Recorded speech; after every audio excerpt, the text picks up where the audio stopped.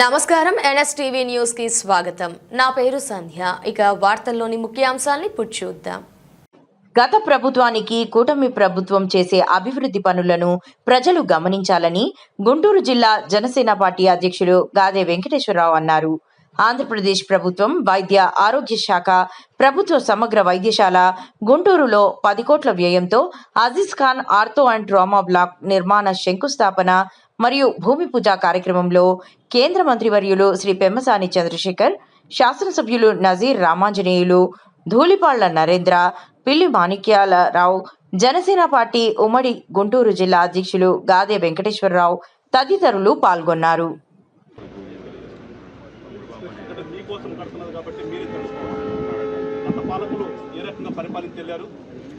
ఇప్పుడు వచ్చినటువంటి కూటమిలోని నాయకులు లైక్ పార్లమెంటేరియన్ మినిస్టర్ గారు అయినటువంటి చంద్రశేఖర్ గారు కానీ, అలానే ఇక్కడ ఉన్నటువంటి లోకల్ ఎమ్మెల్యే నజీర్ గారు కానీ ఒక నమ్మకం కలిగించినప్పుడు ఇలాంటి కంపెనీ వాళ్ళు ఏ రకంగా వచ్చి ప్రజల కోసం ముందుండి డబ్బులు ఇస్తారన్న దానికి ఇది ఒక నిదర్శనం.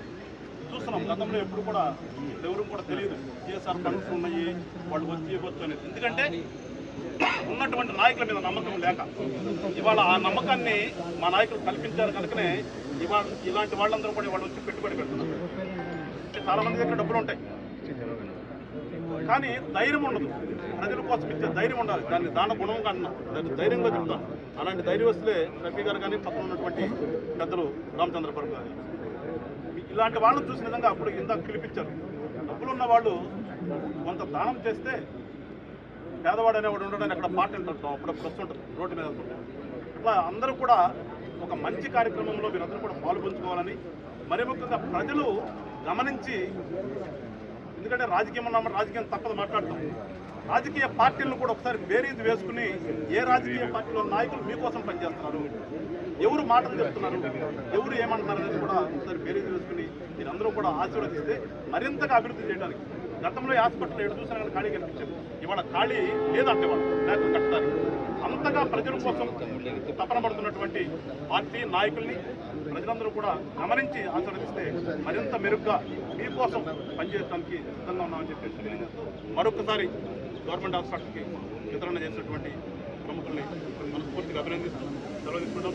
జై హింద్. అదేవిధంగా ఈ హాస్పిటల్లో ఉన్నటువంటి సిబ్బంది కూడా ఇక్కడ ఎదురుగా సూపరింటెండెంట్ గారు కనిపిస్తున్నారు.